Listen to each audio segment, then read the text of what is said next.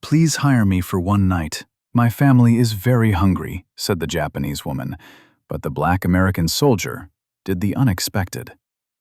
November 7th, 1945, 5:30 in the evening, Yokohama, Japan. Aiko Nakamura stood 30 feet from the guarded gate of the American supply depot, her hands trembling inside the sleeves of her frayed kimono. The fabric, once crimson silk embroidered with cherry blossoms, had faded to the color of dried blood. 3 months had passed since the Emperor's voice crackled through radio speakers announcing surrender. 3 months since her husband's death notice arrived. 3 months since she had eaten a full meal. Her son Takeshi pressed against her side, his 5-year-old body weighing less than it should. She could count his ribs through his thin cotton shirt. His cough had started 2 weeks ago, a wet rattle that kept them both awake at night. The neighborhood doctor, who now accepted payment in rice instead of yen, had examined him and delivered a simple verdict: feed him or bury him. The American soldiers at the gate laughed at something, their voices carrying across the bombed-out street. Steam rose from their coffee cups into the November cold. Real coffee. Aiko could smell it from where she stood. Behind the chain-link fence, she saw crates stacked higher than a man's head. Food, medicine, blankets. Everything that no longer existed in Japanese stores. She had heard the stories from other women in the neighborhood, whispered conversations that stopped when she approached. Some women had found work with the Americans. Others had found something else. The English words were crude, but the meaning was universal. One night could feed a family for a week. Some women never came back. Others returned with hollow eyes and full bags. Aiko's mother-in-law had made her position clear that morning. Your husband died for the Emperor. You shame his memory by even thinking of approaching those barbarians. The old woman had turned her back, ending the conversation. She did not mention that there was no rice in the house, that Takeshi had eaten nothing but watery soup for 4 days, that pride was a luxury afforded to those who were not watching their children starve. The mathematics of desperation were simple. Her husband had been a junior officer in the Imperial Army, stationed in China when the war ended. The military pension had stopped. The savings were gone. Her family's home in Tokyo was ash. She had sold everything of value except the kimono she wore, and her husband's military photograph, which she kept hidden beneath the floor mat. She had tried legitimate work first. The factory that once made parachutes now sat empty, its machinery dismantled and shipped away as war reparations. The restaurant where she had worked as a girl before marriage no longer existed. The building was a crater. Even the rice farms outside the city had nothing to offer. The harvest had been poor, and what existed went to the occupation forces first. As darkness gathered over the ruined city, Aiko made her decision. She smoothed her kimono, straightened Takeshi's collar, and walked toward the gate. The American soldiers stopped talking as she approached. One was tall and thin. The other was black, his skin darker than any person she had seen. Her husband's letters from training had described such soldiers in monstrous terms. Animals, he had written. Savages in uniform. She bowed deeply, the gesture automatic after decades of conditioning. When she raised her head, she spoke the English phrase she had practiced for 3 days, each word feeling like broken glass in her mouth. Please hire me for one night. My family is very hungry. Before you continue listening, please let me know where in the world are you watching from today. Now back to the story.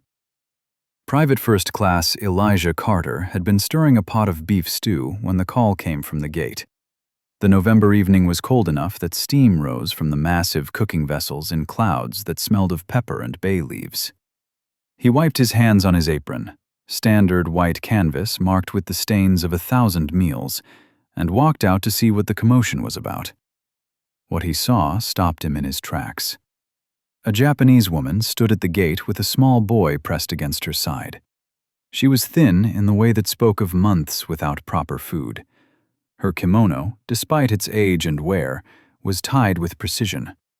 Her hair was pulled back in a severe bun, but it was her eyes that hit him hardest. They held the same desperate calculation he had seen in his mother's eyes during the Depression, when she had stood in bread lines in Atlanta with 3 children to feed and no husband to help. Corporal Jenkins, the gate guard, was laughing. "Did you hear what she said, Carter? These Jap women got no shame left. She's offering herself for food money." Elijah moved closer to the fence. The woman's hands were shaking. The boy was coughing, a sound that reminded Elijah of his younger brother Marcus, who had died of pneumonia at age 6. There had been no money for a doctor then, no medicine, just his mother's prayers and a cold winter night that took him anyway. The woman repeated her phrase, each word deliberate. "Please hire me for 1 night. My family is very hungry." Jenkins laughed again. "You want her, Carter? Consider it a bonus for making the best chow in the company." Elijah felt something cold settle in his stomach. He had grown up in Georgia, where he had learned early that dignity was something men tried to take from you, and keeping it was a daily battle. He had joined the army to escape sharecropping and Jim Crow, only to discover that prejudice wore different uniforms, but spoke the same language. He had learned to cook because it kept him in the rear areas, away from white officers who gave black soldiers the worst assignments. He had survived 2 years in the Pacific by keeping his head down and his mouth shut. But some things demanded a response. "Open the gate," he said quietly. Jenkins stopped laughing. "What?" "I said open the gate." "Carter, you can't bring civilians into the depot." Elijah pulled off his apron and folded it carefully. "Then I'm going out there." He walked through the gate before Jenkins could stop him. The woman stepped back, her arm pulling the boy behind her. Elijah raised his hands, palms forward, and spoke slowly. "It's okay. I'm not going to hurt you." She did not understand his words, but she understood his gestures. He pointed to himself. "Elijah." He pointed to the mess hall behind the fence. "Food." He made eating motions with his hand. "Work." He pulled a roll from his pocket, part of his evening meal ration. He broke it in half and held out 1 piece to the boy. The child looked up at his mother. She hesitated for 5 long seconds, then nodded once. The boy took the bread with both hands and began eating so fast he choked. His mother knelt beside him, speaking rapid Japanese, her hands on his shoulders. When the boy had finished, Elijah held out the second half of the roll to the woman. She stared at it, then at him. Her eyes filled with tears that did not fall. Aiko Nakamura followed the black soldier through the gate in a state of shock so complete that her feet moved without conscious thought. Her mind replayed the scene at the fence. He had given Takeshi bread. Real wheat bread with butter melted into its warm center. He had given it freely, asking nothing in return. He had smiled at her son. Not the cruel smile of conquerors, but something gentler. Something that looked almost like concern. This made no sense according to everything she knew about the world. Her husband's letters had been specific. The Americans are animals, the black ones especially. They have no culture, no honor, no humanity. They fight because their masters tell them to, like trained dogs. If Japan loses, they will destroy everything we have built. But the soldier walking ahead of her did not move like an animal. He moved with purpose, but not aggression. He held doors open. He gestured for her to follow, never touching her, always maintaining respectful distance. When they reached the mess hall, he pointed to a chair at a small table away from the other soldiers. He brought her a bowl of soup. She stared at the bowl. Steam rose from its surface.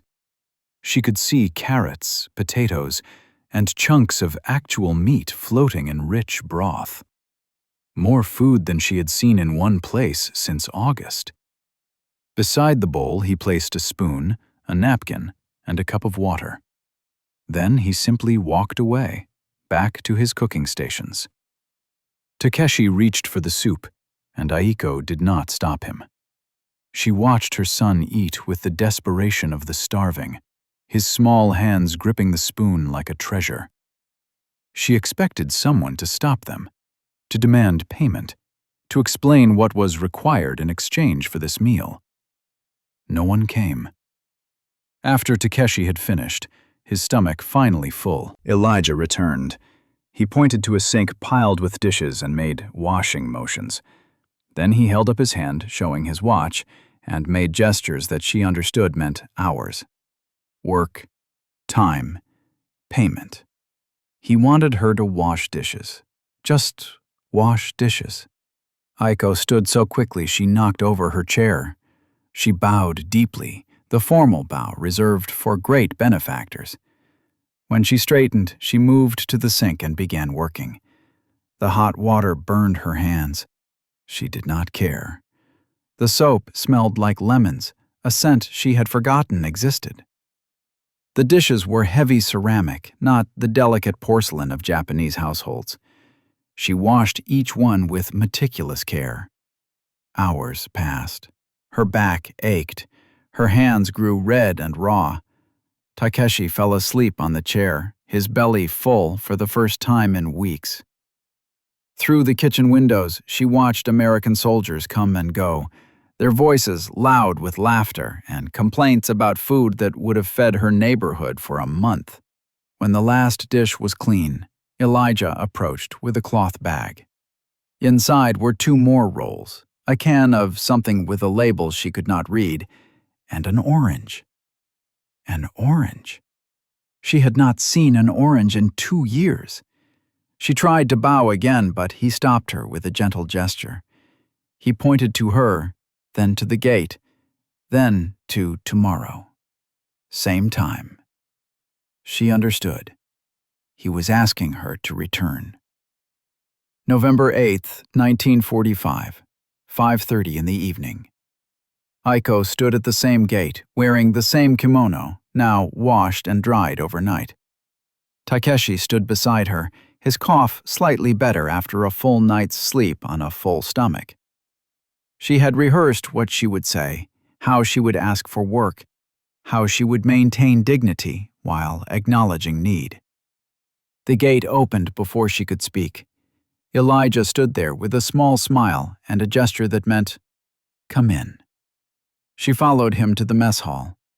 The same chair waited. The same soup appeared. This time she ate alongside Takeshi, the food tasting like salvation.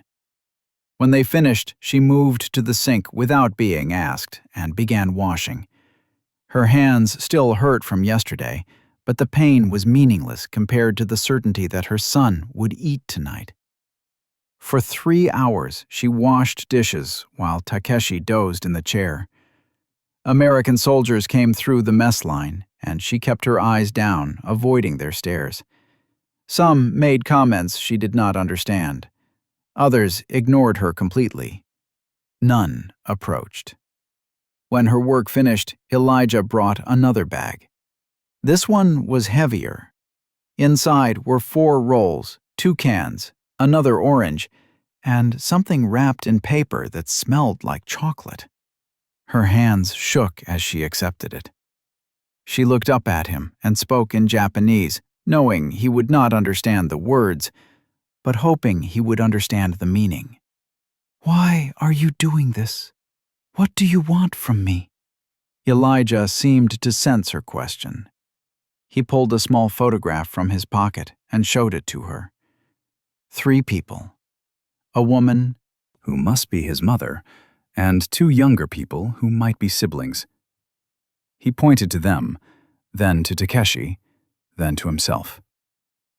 "Family," his gesture said. We're all just family trying to survive. Aiko felt something break inside her chest. Not a breaking of pain, but of barriers carefully constructed over years of propaganda and fear. She had been taught that these soldiers were monsters, that they would burn her country and desecrate its people, that they understood nothing of honor or compassion. But this man, this black American soldier her husband's letters had described as subhuman, had shown her more mercy in 2 days than her own countrymen had shown in 3 months. She walked home that night with Takeshi holding her hand and food in her bag. The streets were dark. Other women watched from doorways, their eyes calculating. They had seen her go into the American camp. They had seen her emerge with food. They would have questions. Her mother-in-law was waiting when she arrived home. The old woman's face was stone. "You went back to them." "I worked," Aiko said quietly. "I washed dishes. I brought food." "You shame us." Aiko set the bag on the floor and removed the items one by one. Bread, canned vegetables, oranges, chocolate. She looked at her mother-in-law and spoke words that 3 days ago would have been unthinkable. "I shame no one. I feed my son." November 12th, 1945, 10:30 in the morning. The neighborhood women gathered at the communal well, their voices carrying across the rubble-strewn lot where the Tanaka family's house had stood before the firebombing. Aiko approached with her wooden bucket, and the conversation stopped. Mrs. Sato spoke first, her voice loud enough for everyone to hear. "How nice that some people have Americans to protect them. While the rest of us scrape by on rations, you come home with bags of food." "I work for it," Aiko replied, keeping her voice steady. "I wash dishes at the mess hall. They pay me in food." "Is that what they call it now?" Mrs. Yamamoto laughed, a sharp sound without humor. "Washing dishes. We all know what kind of work pays that well." Aiko felt heat rise in her face. She filled her bucket in silence and walked away, their whispers following like cold wind. She had expected this. Japanese society had always been built on reputation and appearance. A widow accepting help from occupation soldiers violated every social code, regardless of the circumstances. The whispers had started on the 3rd day. By the 5th, they had become open accusations. Her mother-in-law had stopped speaking to her entirely. The woman ate the food Aiko brought home, but would not acknowledge where it came from. Old Mr. Ito, who had praised her husband's service to the emperor, now turned his back when she passed. Only Takeshi was unchanged. His cough had stopped. His cheeks had regained some color. He smiled again, something he had not done since his father's death. At night, he asked about the kind American soldier who gave him bread. Aiko told him stories, editing out the shame she felt at relying on enemy generosity. At the American depot, Elijah Carter faced his own challenges. On November 10th, Lieutenant Morrison had called him into the office. The white officer sat behind a desk covered with requisition forms and supply manifests. "Carter, I've been hearing things. You've been bringing a Jap woman into the mess hall." "Yes, sir. She works, sir. Washes dishes. Does a good job." "We have regulations about civilian access to military facilities. Security concerns." "She's a widow with a small child, sir. She's not a security threat. She just needs work." Lieutenant Morrison leaned back in his chair. "I'm sure her needs are very specific. But this isn't a charity operation, and given your situation, you should be more careful about appearances." Elijah understood immediately. His situation. his blackness, the fact that he was already walking a tightrope in an army that praised Negro contributions in public while maintaining segregation in practice. A black soldier showing kindness to an enemy woman was the kind of story that could be twisted into something ugly. "Sir, she's just washing dishes. For now, she can stay. But Carter, be smart about this. People are watching. They're always watching men like us." That evening, when Aiko arrived for work, Elijah could see the strain in her face. She moved with the same efficiency, but less ease. Her eyes carried shadows that had not been there days before. When he brought her the evening's payment, she accepted it with a bow so deep it made him uncomfortable. As she prepared to leave, he stopped her with a gentle hand on her arm. She froze, fear flickering across her face before she controlled it. He released her immediately and pointed to her, then to himself, then made a gesture of eating together. "Tomorrow, same time. You're safe here." She did not understand all the words, but she understood the meaning. Tears formed in her eyes. She nodded once, bowed again, and left with Takeshi holding her hand. Elijah watched them disappear into the darkening streets of Yokohama. He thought about his mother's words before he shipped out. "Be the man I raised you to be, not the man they expect you to be." Behind him, Corporal Jenkins spoke quietly. "You're making enemies, Carter. Both sides. Just so you know." "I know," Elijah replied. "But some things are worth the cost." November 15th, 1945, 6:15 in the evening. The mess hall was quiet, except for the sound of running water and the clink of dishes. Aiko had been washing for 2 hours, her routine now familiar enough that she could work without thinking. Takeshi sat at the small table with a cup of milk, his legs swinging beneath the chair. The cough that had terrified her 2 weeks ago was gone. His cheeks had color again. Elijah approached during her break, carrying 2 cups of coffee. He set one in front of her and gestured for her to sit. She hesitated, glancing around at the other soldiers in the mess hall. Some watched with curious expressions, others ignored them completely. She sat, keeping her posture formal, her hands folded in her lap. He pulled something from his shirt pocket, a photograph, creased and worn from handling. He placed it on the table between them and pointed.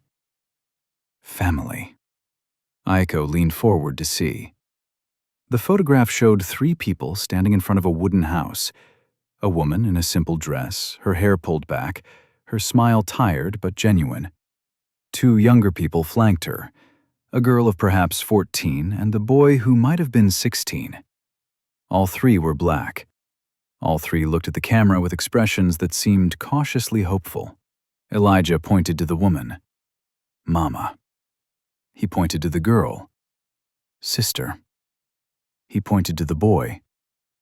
"Brother." Aiko stared at the photograph. For 2 weeks, she had been working alongside this American soldier. She had accepted his food and his kindness, but she had never allowed herself to think of him as fully human. It was easier that way, safer. Her husband's propaganda had painted these soldiers as something other than men with families and homes and people who loved them. But the woman in the photograph looked at her son the way Aiko looked at Takeshi, with fierce, protective love, with pride mixed with worry, with the universal expression of mothers who send their children into danger and pray they return. Elijah pointed to Takeshi, then back to the photograph. Same. His gesture was simple, but the meaning was clear. We're the same. We love our families. We want them safe. Aiko felt something shift in her chest. She reached for her own photograph, the one she kept hidden in her kimono sleeve. Her husband, in his Imperial Army uniform, standing stiff and formal before the flag. She had carried it every day since his death, a talisman against forgetting. She placed it beside Elijah's family portrait. "Husband," she said in Japanese, knowing he would not understand the word, but hoping he would understand the meaning. She touched the photograph gently. Dead. Elijah studied the image. His expression changed. Not pity, but recognition. He had seen death. He understood loss. He pointed to the photograph, then to her, then to Takeshi. Sorry. That one word in English she knew. Sorry. She had heard it before, usually delivered without sincerity. But when Elijah said it, his voice carried weight. He meant it. She looked between the two photographs. Her husband, who had died believing America was evil. Elijah's family, who had sent their son to war believing Japan was the enemy. Two families on opposite sides of the world, both afraid, both hoping their people would come home. Takeshi climbed down from his chair and approached the table. He pointed to Elijah's photograph with one small finger. He looked up at the soldier and smiled, the innocent smile of a child who has been fed and feels safe. Elijah smiled back. He picked up his photograph and held it so Takeshi could see it better. He pointed to his brother in the image, then to Takeshi. Boys. Same. Takeshi giggled. It was the first time Aiko had heard him laugh since his father's death. The sound broke something inside her. She stood quickly, bowing deeply to hide the tears that came without permission. When she straightened, Elijah was holding out a clean handkerchief, white cotton neatly folded. She accepted it, wiped her eyes, and tried to return it. He shook his head and gestured for her to keep it. That night, as she walked home with Takeshi and their bag of food, she touched the handkerchief in her pocket. Beside it was her husband's photograph. Two pieces of cloth and paper that represented two different truths about the world. She did not know yet which truth she would choose to believe. November 20th, 1945, 7 o'clock in the evening. Aiko finished drying the last pot and placed it on the shelf with the others. Her hands were rough now, calloused from 2 weeks of work, but they were hands that earned food. Honorable hands, regardless of what her neighbors said. She turned to find Elijah watching her. He held out the evening's payment. The bag was heavier than usual. She accepted it with both hands and bowed. Not the shallow bow of casual thanks, but the deep, formal bow reserved for those who had shown great kindness. The kind of bow her mother had taught her as a child. The bow that said, "Your generosity has saved my life." She held the position for the correct 3 seconds, her back at exactly 45 degrees, her neck straight. When she rose, she found Elijah standing at attention with his hand raised in a rigid salute. His expression was serious, his posture military perfect. They stared at each other for 5 full seconds. Then Takeshi giggled. The sound broke the tension like a stone through paper. Aiko felt her lips twitch. Elijah's mouth quirked at one corner. Then they were both laughing. Not the polite laughter of social convention, but real laughter, born from the absurdity of their mutual confusion. Elijah dropped his salute and shook his head, still smiling. He pointed to her bow and made an exaggerated version of it, nearly toppling forward. Then he pointed to his salute and did it again, this time crossing his eyes. Takeshi laughed harder, clutching his mother's leg. Aiko covered her mouth with her hand, the way proper Japanese women were taught to laugh. But she could not stop. For the first time in months, genuine joy moved through her body. Not the bitter satisfaction of survival, but actual happiness. When the laughter faded, Elijah pointed to himself and said slowly, "Thank you." He repeated it, gesturing for her to try. She attempted the English words. They felt strange in her mouth. The sounds foreign. "Thank you." He smiled and nodded encouragement. Close. "Thank you." "Thank you," she repeated, concentrating on the shape of the words. He gave her a thumbs-up gesture, which she recognized from seeing other soldiers use it. Then he pointed to her and made a questioning gesture. She understood. He wanted to learn Japanese. She touched her chest. "Arigato." She said it slowly. "Arigato." Elijah tried, his American accent making the syllables awkward. "Arigato." She shook her head gently and repeated it. "Arigato." He tried again. "Arigato." Better. She smiled and nodded. For the next 15 minutes, they exchanged words like children trading treasures. Food, water, good, bad, yes, no. Each attempt was met with corrections and encouragement. Each success was celebrated with nods and smiles. Takeshi joined in, his young tongue more flexible than his mother's, his pronunciation of English words clearer. Corporal Jenkins appeared in the doorway, his expression sour. "Carter, you planning to open a language school? Some of us got work to do." Elijah's smile faded. "Yes, Corporal." Jenkins looked at Aiko with undisguised contempt. She felt it like a physical weight. She had experienced that look before, from her own people.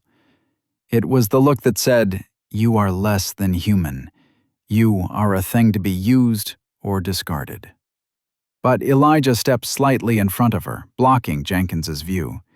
His posture was not aggressive, but it was protective. The message was clear. "She's under my protection."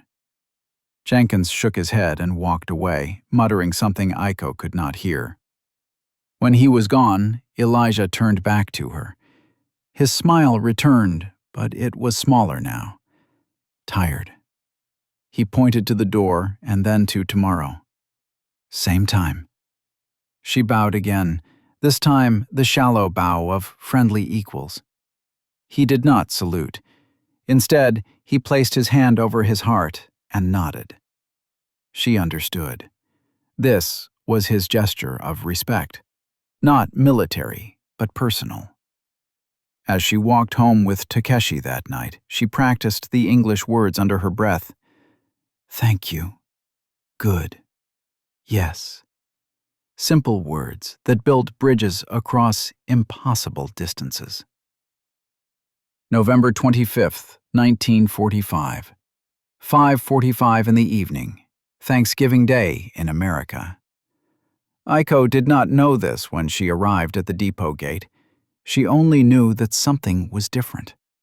The mess hall smelled richer than usual. The soldiers seemed louder, more celebratory. Through the fence, she could see tables set with white cloths and decorations she did not recognize. Elijah met her at the gate with an unusual expression. Excitement mixed with something like nervousness. He gestured for her to follow him, but instead of going to the kitchen, he led her to a small table set apart from the main dining area. 3 places were set: plates, silverware, and napkins arranged with care. He pulled out a chair and gestured for her to sit. Then he did the same for Takeshi, lifting the boy into the seat with gentle hands. Aiko felt confused. This was not their normal routine. She should be in the kitchen washing dishes, not sitting at a decorated table. Elijah held up one finger. "Wait." He disappeared into the kitchen and returned carrying a tray. The smell hit her first. Roasted meat, rich gravy, something sweet. He placed the tray on the table and began setting out portions. "Turkey," he said, pointing to the sliced meat, a piece larger than her fist. "Potatoes, mashed with butter and cream. Stuffing, some kind of bread mixture she had never seen. Cranberry sauce, dark red and gleaming. Vegetables, corn and green beans glistening with butter. Aiko stared. This was more food than her family had seen in a single meal before the war. This was a feast. Elijah served Takeshi first, giving him smaller portions but the same variety. Then he served Aiko. Then he sat down with his own plate and gestured to the food. Eat. She could not move. The mathematics of this meal were incomprehensible. This food could feed 10 families in her neighborhood, yet it sat before her casually, as if abundance was normal, as if hunger was not the constant companion of every moment. Takeshi had no such hesitation. He reached for the turkey with his hands, too hungry to wait for utensils. Elijah gently showed him how to use the fork and knife, demonstrating with exaggerated motions that made the boy giggle.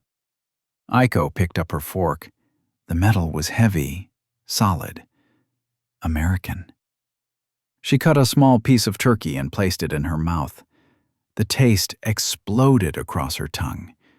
Rich, savory, perfectly seasoned. She closed her eyes. Tears came again, unbidden and unwelcome. When she opened her eyes, Elijah was watching her with concern. "Okay." She nodded, unable to speak. She placed her hand over her heart the way she had seen him do. "Thank you." As they ate, Elijah pulled something from his coat pocket. An orange. But not just any orange. This one was perfect. Bright, unblemished. He produced a small knife and began to peel it with practiced motions. The scent of citrus filled the air, sweet and clean. He separated the orange into segments and offered half to Takeshi. The boy accepted it with both hands, his eyes wide. He bit into the fruit, and juice ran down his chin. His expression transformed. Pure joy, simple happiness. Takeshi chewed and swallowed, then did something that shocked Aiko. He climbed down from his chair, walked to Elijah, and wrapped his small arms around the soldier's leg. He pressed his face against Elijah's knee and held on tight. Elijah froze. His hands hovered in the air, uncertain. Then, slowly, he reached down and placed one large hand on Takeshi's small head. The gesture was tender, protective. He looked at Aiko with an expression she could not quite read, something between wonder and pain. Aiko watched this moment with her heart breaking and healing simultaneously. Her son, who had been taught to fear these soldiers, who had hidden behind her skirts when they first arrived at the gate, now embraced one with complete trust. The propaganda had said Americans were monsters. But monsters did not share oranges. Monsters did not treat enemy children with gentleness. December 2nd, 1945, 4 o'clock in the afternoon. Sergeant Michael Callahan sat in the depot commander's office reviewing supply requisitions when Lieutenant Morrison entered with a folder marked Personnel Concerns. The sergeant was 43 years old, from Boston, career military. He had served in the Philippines before the war and carried opinions shaped by decades of service. Morrison dropped the folder on the desk. "We have a situation. Private Carter has been bringing a Japanese civilian into the mess hall regularly. A woman. Claims she's working, but I'm getting reports that it looks inappropriate." Callahan opened the folder. Inside were incident reports from 3 different soldiers. Each described seeing Carter with the same Japanese woman and child. The language was carefully neutral, but the implication was clear. People were uncomfortable. "What do you want me to do, sir?" "Put a stop to it. No more civilian access. We have regulations for a reason. Security, morale, appearance. Take your pick." December 2nd, 1945, 5:30 in the evening. Aiko stood at the gate with Takeshi, waiting for it to open. The rain had started an hour ago, cold and steady. Her kimono was soaked through. Takeshi shivered against her side, his small body shaking. The gate did not open. Corporal Jenkins appeared instead, staying on the dry side of the fence. "No more civilians. Sergeant's orders. Go home." Aiko did not understand all the words, but she understood the gesture, the dismissive wave, the finality. She bowed, hoping to show respect, hoping to change his mind. "Please, work." She used the English word Elijah had taught her. "No work. Go away." She tried again, speaking in Japanese, knowing he could not understand, but desperate to make him see. "My son needs food. Please. I work hard. I cause no trouble." Jenkins turned and walked away. Aiko stood in the rain for 10 minutes, hoping Elijah would appear, hoping someone would explain. The gate remained closed. Other soldiers passed behind the fence, glancing at her with expressions ranging from pity to disgust. None stopped. When Takeshi's shivering became violent, she finally turned away. The walk home took 30 minutes through streets turned to mud by the rain. Her canvas shoes, thin and worn, soaked through immediately. Each step was cold. By the time they reached their small room, both were shaking uncontrollably. Her mother-in-law looked up from her corner. "You look like a drowned cat. Did your American friends abandon you?" Aiko did not answer. She stripped Takeshi's wet clothes and wrapped him in their only blanket. His skin was pale. His lips had a blue tinge. She held him close, sharing her body heat, praying he would not get sick again. That night, Takeshi's cough returned, the wet, rattling sound that had terrified her before. She held him through the dark hours, listening to each labored breath. The food in the house would last 3 more days, maybe 4 if they ate very little. After that, there would be nothing. December 3rd, 1945, 5:30 in the evening. Aiko returned to the gate despite knowing what would happen. She had to try. Her son's cough was worse. They needed food. They needed medicine. Pride was a luxury for people with options. Jenkins saw her approaching and shook his head before she could speak. Still no. Don't come back. She bowed deeply and left. December 4th. The same result. December 5th. Jenkins no longer even acknowledged her presence. He simply turned his back when she approached. On December 6th, it rained again. Aiko stood at the gate in the downpour, her kimono plastered to her body, Takeshi coughing against her side. She no longer cared about dignity or shame. She pressed against the fence and called out in broken English, "Please, my son, sick." A young soldier she had never seen before approached the fence. He could not have been more than 19. He looked at Takeshi with something like sympathy. Then he looked at Aiko and shook his head. "I'm sorry. Orders are orders." That night, Takeshi's fever spiked. His small body burned in her arms. He cried for water, for food, for things she could not give him. Her mother-in-law watched from the corner, silent judgment in her eyes. Aiko pressed her son to her chest and whispered prayers to gods she no longer believed in. She had trusted an American soldier. She had believed his kindness was real. Now her son was dying, and she had no way to help him. December 2nd, 1945, 6:15 in the evening. Elijah Carter stood at attention in Sergeant Callahan's office. The sergeant sat behind the desk with Lieutenant Morrison standing beside him. The atmosphere was formal, military, cold. "Private Carter, we've made a decision about your civilian worker. Effective immediately, she's not permitted on base. No exceptions." Elijah's jaw tightened. "Sir, she's just washing dishes. She's got a sick kid. She needs the work. Callahan leaned forward. What she needs is not your concern. What she needs is her government's problem. Your concern is following orders. Am I clear? Yes, Sergeant. You're a good soldier, Carter. Don't ruin your record over a Jap woman.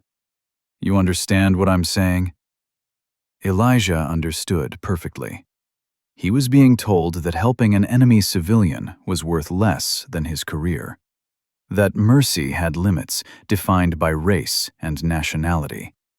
That some people deserved compassion, while others deserved nothing. Dismissed. Elijah saluted and left. He walked to his barracks and sat on his bunk. The other men in his unit were playing cards, their voices loud with laughter. He thought about his mother's letters, the ones that talked about her work at the colored hospital in Atlanta, how she treated everyone the same, regardless of whether they could pay, how she said healing had no color and needed no permission. December 3rd, 1945, 6 o'clock in the evening. Elijah worked his shift in the mess hall. He saw Aiko at the gate through the window. He watched Jenkins turn her away. His hands shook with anger as he scrubbed pots. That night he filled his coat pockets with rolls, canned goods, and 2 apples. He walked past the gate guard during shift change when attention was elsewhere. He walked into the ruined city, asking directions with gestures until someone pointed him toward the address he had memorized from Aiko's work papers. The neighborhood was worse than he had imagined. Buildings reduced to shells, streets filled with rubble, people moving like ghosts through the darkness. He found the house number painted on a piece of wood. He climbed the rickety stairs and placed the food on the doorstep. Then he walked away before anyone could see him. December 4th through 6th, the same routine. Fill his pockets, sneak past the guards, leave food on the doorstep. Each time, the risk increased. Each time, he did it anyway. December 7th, 1945, 6:30 in the morning. Sergeant Callahan was waiting when Elijah returned from his unauthorized trip into the city. 2 military police stood beside him. Private Carter, you've been observed leaving base without authorization. You've been seen in restricted civilian areas. Care to explain? Elijah said nothing. Empty your pockets. Elijah removed 2 cans of soup, 3 rolls, and an orange, the evidence of his disobedience. Callahan's face reddened. I gave you a direct order. You defied it. You stole military supplies. You endangered yourself and this unit with unauthorized movement in enemy territory. She's starving, sir. Her kid is dying. I couldn't just let that happen. You could. You should have. That's what orders mean. Callahan took a breath, his anger shifting to something like disappointment. You're confined to base pending disciplinary review. Your promotion to corporal is suspended indefinitely. Count yourself lucky you're not in the stockade. Yes, sir. The morning of December 8th, Aiko found the food on her doorstep. The last delivery. She held the cans against her chest and wept. She did not know how the food had appeared. She did not know what it had cost. She only knew that someone had seen her desperate need and answered it. That night, she fed Takeshi warm soup. His fever broke, his cough eased. He slept peacefully for the first time in a week. She sat beside him in the darkness and whispered words of gratitude to a soldier she might never see again. December 14th, 1945, 2:15 in the afternoon. Aiko walked past the American Depot on her way to the emergency relief station 3 blocks away. The station distributed rice rations once weekly to families with children. The portions were small, barely enough, but they were something. Takeshi walked beside her, his hand in hers. His cough was better. His fever had not returned. The food that had mysteriously appeared on her doorstep had saved him. She did not expect to see Elijah. Sergeant Callahan's ban had been absolute. No more civilians on base. No exceptions. She assumed the soldier who had shown her such kindness was somewhere behind those fences, continuing his duties, perhaps helping someone else. Then she saw him, outside the fence, on his knees in the mud and rubble. He wore his uniform, but his hands were wrapped in work gloves. He was picking up trash from the street, loading it into a military truck. Garbage detail. The lowest assignment in the Army. Punishment duty. Aiko stopped walking. Her breath caught. She understood immediately. This was her fault. He had helped her, and they had punished him for it. He was out here in the cold, doing work meant to humiliate, because he had chosen mercy over orders. Takeshi recognized him first. He pulled his hand free from his mother's grip and ran forward before she could stop him. "Mama, it's the nice soldier!" Elijah looked up at the sound of running feet. His face registered surprise, then something that looked like relief. He pulled off his gloves and knelt down as Takeshi reached him. The boy crashed into him with the full force of childhood affection, wrapping small arms around the soldier's neck. Elijah hugged him back. His eyes closed for a moment. When he opened them, Aiko was standing there, tears streaming down her face. She bowed deeply, the formal bow reserved for those who had sacrificed greatly. When she straightened, she spoke in English, the words careful and deliberate. "You saved us." Those 3 words carried everything she could not say in his language. "Thank you for the food. Thank you for the kindness. Thank you for seeing us as human when no one else would. Thank you for risking everything when you owed us nothing." Elijah stood, still holding Takeshi in one arm. He gestured with his free hand. "Wait." He walked to the truck and retrieved a package wrapped in brown paper and string. He handed it to Aiko with both hands, the gesture formal and respectful. She unwrapped it carefully. Inside were a pair of children's shoes. Real leather, sturdy soles. Takeshi's canvas shoes were held together with string and prayers. These new shoes would last through the winter. Beneath the shoes was a piece of paper with English words written in careful handwriting. Aiko could not read all of it, but Elijah pointed to Takeshi, then to the shoes, then made a walking gesture. He spoke slowly, emphasizing each word. One day, he'll walk free. She understood.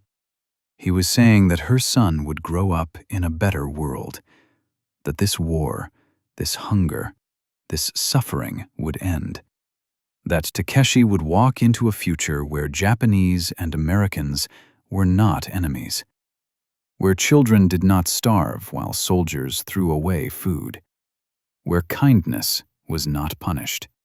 She wanted to say so much. She wanted to tell him about her husband's letters and how wrong they had been. She wanted to explain that he had changed everything she thought she knew about Americans and black soldiers and human nature itself. She wanted to ask his forgiveness for ever believing the propaganda that had painted him as less than human. Instead, she bowed again. This time, when she straightened, she placed her hand over her heart. His gesture, his way of showing respect. She held his eyes and nodded once. He returned the gesture, his hand over his own heart. Corporal Jenkins appeared at the gate. "Carter, you got work to finish. Stop socializing with civilians." Elijah's jaw tightened, but he nodded. He looked at Aiko one last time. "Be safe." She understood those words. They were among the first English phrases she had learned. She replied in Japanese, knowing he would not understand the words, but hoping he would understand the meaning. "You gave us more than food. You gave us hope." As she walked away with Takeshi, she looked back once. Elijah had returned to his work, picking up trash from the muddy street. But he stood straighter now. His movements carried purpose. He had been punished for showing mercy, but he had not been broken by it. That night, Takeshi wore his new shoes to bed. He refused to take them off, even to sleep. April 6th, 1946, 3:30 in the afternoon. Spring had returned to Yokohama. The cherry trees that had somehow survived the bombing were blooming again. Pink petals drifted through the air like snow, covering the rubble in beauty. Reconstruction had begun in small ways.